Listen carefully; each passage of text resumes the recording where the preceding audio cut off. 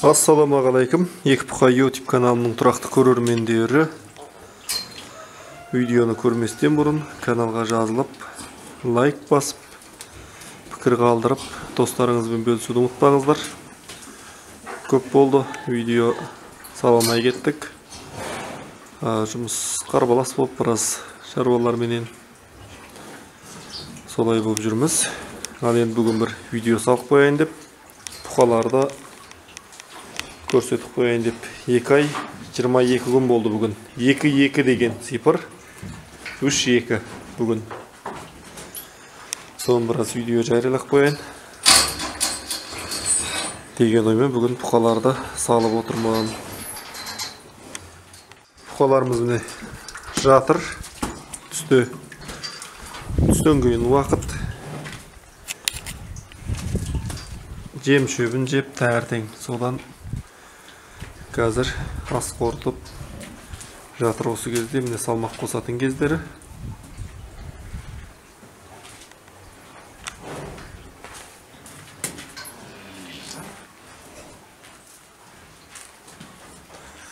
Алдында мына жерде тұрған 3 бұқа болған. Оларды сойдырдық. Олар ортағы 190 килограммнан кетті. Пайдасы 150 мыңнан қалдырды оларда.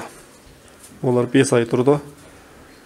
Бұны орнына ана қорадан мына бұқа, мынау және мына үшеуін алып кірдім.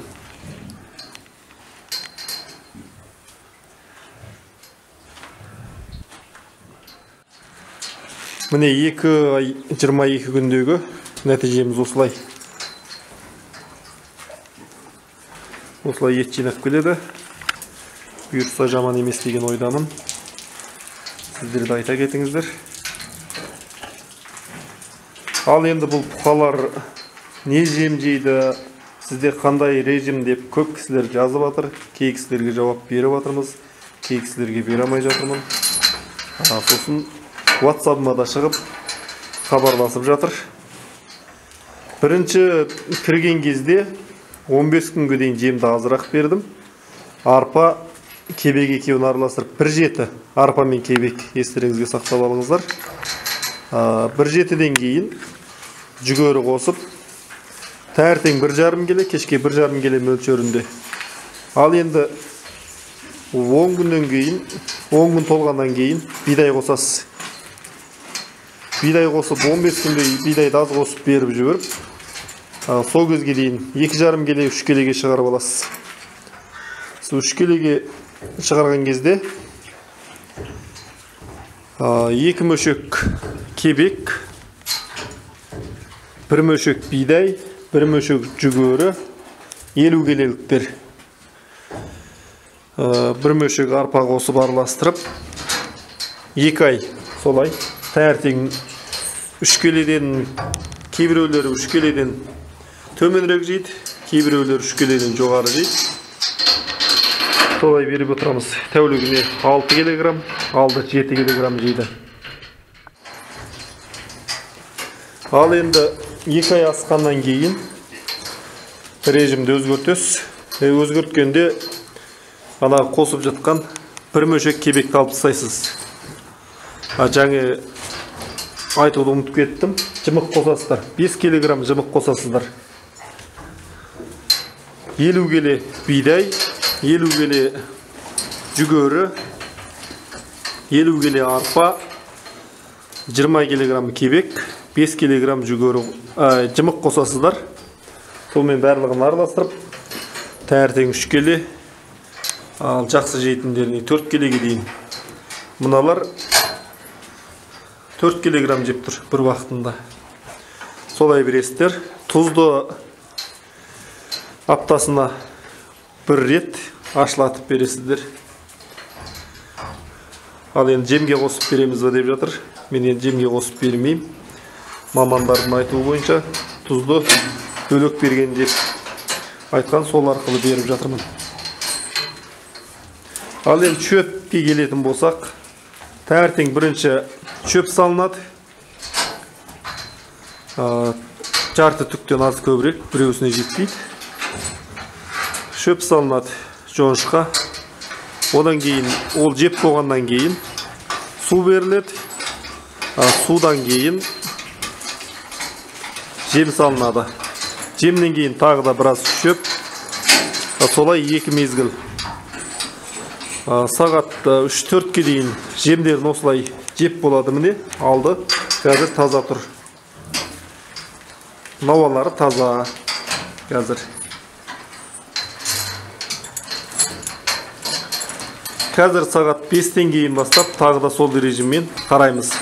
Оны таң атқанша жеп бітіреді барлығы. Сонда бір күнде 20 басқа 3 түк жоңышқа жеп тұр. 6-7 килограмм жем жеп тұр. Ал енді сұрап жатады менен көп кісілер, витамин бересіз ба, бүкіл саласыз ба деп. Онда ештеңе қазір қолданып жатқам жоқ. Алдыңғы бұқаларда витамин салынған, бұзау болған, сол себепті. Сосын мел берілген. Бұларға мел де берілген жоқ әлі. Енді берсем бе деп тұрмын. Берейін ба деп тұрмын мел. Өйткені салмақтары жоғарылаған сайын аяқтан кетіп қалу сондай себептері болады екен. Кальций толықтайды мел. Сол үшін мел берсем ба деп тұрмын. Басқа витамин бергем жоқ. Кірген кезде айтылған албен таблетки берілді. Біреусіне 5 талдан. Содан кейін әлі ибермекке салынбады. Уақыт болмай кетті. Өзім қосымша тойға қызмет жасаймыз видеокамерамен. Тойларыңызға керек болып жатсақ нөмір қалдырам. Жетісу облысы бойынша барлық жерлерге барып тойларыңызды түсіріп беремін. Жаңа камера Sony Alpha. Жарнама болып қойсын арасында. Подписчигің едім. YouTube'тағы десеңіздер, скидка болады.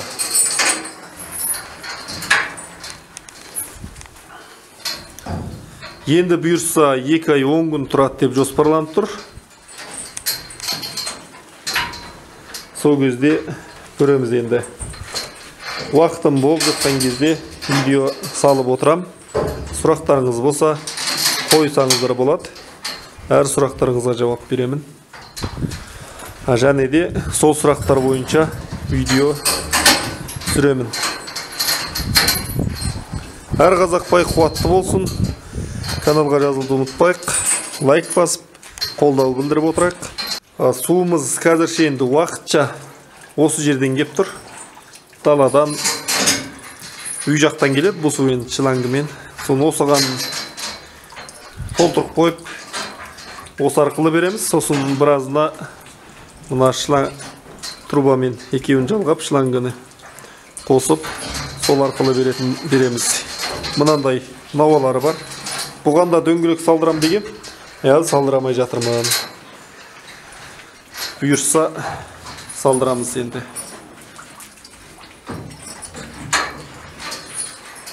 Ендігі жоспарда негізі осының мына шетінен нова жасатайын ба деп тұрмын. Суға арнайы алдында су тұратын. Сол кезде осымен шлангымен әкеп суды жібере саласыз. Навасы толып тұрады. Сондай жоспарда болып тұр. Болашақта уақытымыз тиіп құнтталып жатса жасайтын боламыз.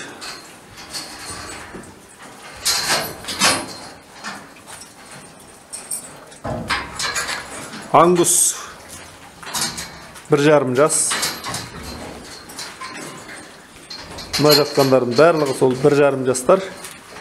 Мына қара қасқа бұқада 1,5 жас, қара бұқада 1,5 жас. Мыналар кішкенен 1 жастан асқан, жайрақ туғандар екен. Денелері кішілеу. Мыналар да 1,5 жас. Мынау енді 2,5 жас бұл. Мыналар да барлығы 1,5 жастан асқан бұқалар.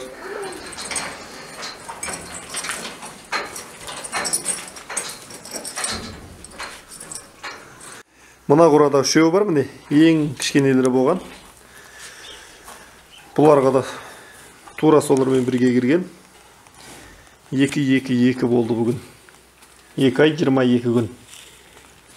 Мыналардың арт жағынан осылай. Бұларда бойлар өсіп, ет жинап келеді. Қандай семірген туралы. Семіріп келе жатыр ма? Бір айдың алдында салған видеолары бар. Соны көріп, пікірлеріңізді қалдырып кетіңіздер.